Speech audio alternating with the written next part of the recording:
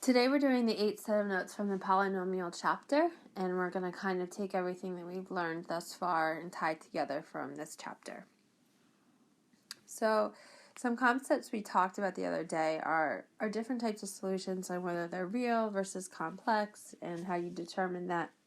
So based on this problem, because my highest degree is 5, that means I have 5 solutions. And I know based on the picture, looking at the graph, my function's crossing the x-axis 3 times. So of those 5 solutions, we can determine that 3 are real, which means the other 2 have to be complex. Now, and again, this reiterates the fact that complex answers always come in pairs. So you always have to have a positive or minus I, or 2i, or so on. So what we're going to do, the goal is to use synthetic division to get us down to the second power. In the other lesson, I think 7th set of notes, day 1, I started out by giving you one of the zeros. So now you're going to obtain zeros by the graph instead of me coming out right and telling you. So when I look at the graph, I can see that my 3 real solutions are -2, 1, and a +2. And again, this is coming from right here where it's crossing the x-axis.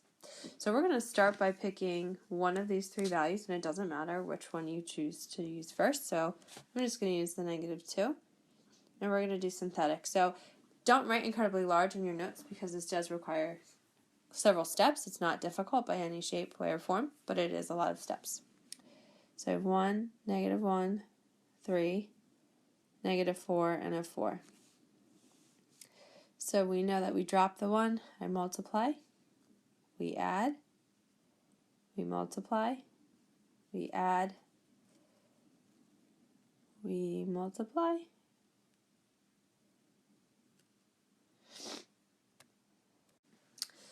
and I just realized that I copied this problem down wrong, so I'm going to erase this real quick.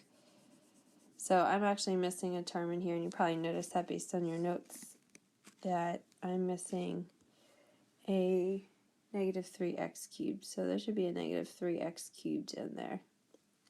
And if you were noticing the path we were going down, I was about to get a remainder, and the whole purpose of doing this is to not get a remainder.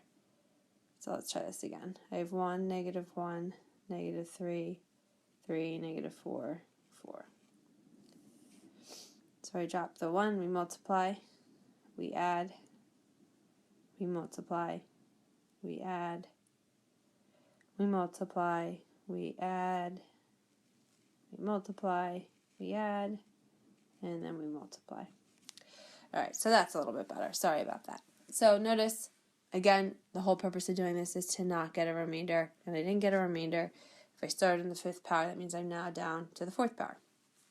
So I've used this -2. So now I'm going to use one of the remaining 2 answers. So you could choose to use 2 or 1. It doesn't matter the order. So I'm just going to go with the 1. And instead of rewriting these values, we're just going to keep them all there, and we're just going to do synthetic again with this new set of numbers. We don't need the 0 anymore because there is no remainder. So I drop the 1. 1 times 1 is 1. I'm going to add to get -2. Multiply. We add. Multiply, we get 1, then we get a -2, and a -2. So notice no remainder, which again is what we were looking for. So I use the 1. So I'm now down to the 3rd power. So I'm going to do synthetic one last time with the value of +2.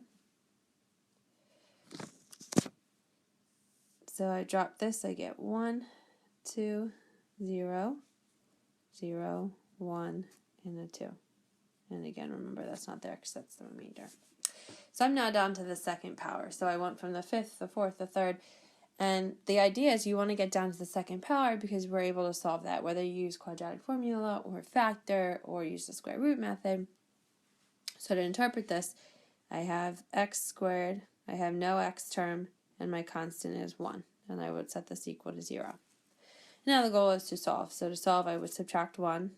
So now I'm at x squared equals -1. And we take the square root of both sides. So I get x equals plus or minus I. So there's my two complex solutions, and just to kind of tie this all together, my three real solutions are -2, 1, and a 2. So here are my 5 answers. And again, to kind of like stress, this is the exact opposite of what we did in yesterday's lesson. In yesterday's lesson, I gave you the answers, and you were able to multiply it out to figure out the polynomial that it came from. Now we're solving it. So go down to the bottom of the page. We're going to do letter B together. So letter B, I have x to the 4th plus 2x cubed equals 13x squared minus 10x. So first thing you should notice is that this is not in standard form. I need to put it in standard form, and that I do that by getting this equal to 0. So I would want to subtract that 13x squared over, so that will leave me with negative 11x cubed. And I want to add that 10x over. And now it's equal to 0. So I know based on the power I have 4 total solutions, and I know based on the picture I have 4 real solutions, which means I have no complex solutions. So several students usually ask me, well, if I know the 4 answers, can I stop right here? Technically, yes. Technically, you know the 4 answers, but what I want to practice right now is making sure we're comfortable with the idea of using synthetic to bump us down degrees so that we can solve. So we're going to just still solve it. It's good practice. So looking at the picture, one of my first zeros we could say is a 2. My coefficients are 1, negative 11, 10, and 0. And the reason we need to put a 0 there is I'm missing my constant term. Oh my gosh, I realized I just messed up again. I'm so sorry. Let me go back up here. So this is 2x cubed minus 13x squared minus 10x. Okay, back on track. So I have 1, 2, negative 13, and a negative 10. And again, I need the 0 because I'm missing the constant term. So I drop the 1. 2 plus 2 is 4. And I get 8. And when I add, I get negative 5. When I multiply, I get 10. I get 0 and then 0. So again, I got no remainder, and again, I have no constant term. So I've used the value of 2, so I can't use that. So the next value I would use is 1. I could use 0 or I could use negative 5. You could use any of those. So I'm going to do synthetic with the value of 1. So I drop my 1. When I add, I get 5, 5, 0, 0, and a 0. So I went from the 4th power to the 3rd to the 2nd. So I'm now in the 2nd power.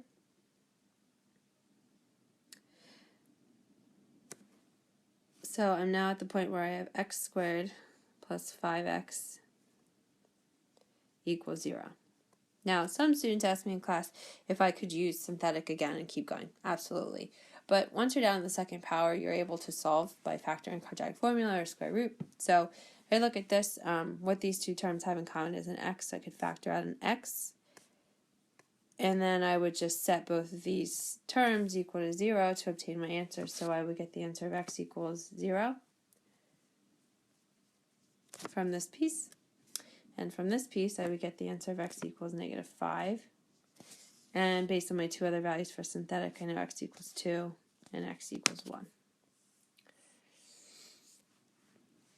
So that's all for today. There is a practice problem on the back side of the notes that I would like you to try, and you will input your answer shortly.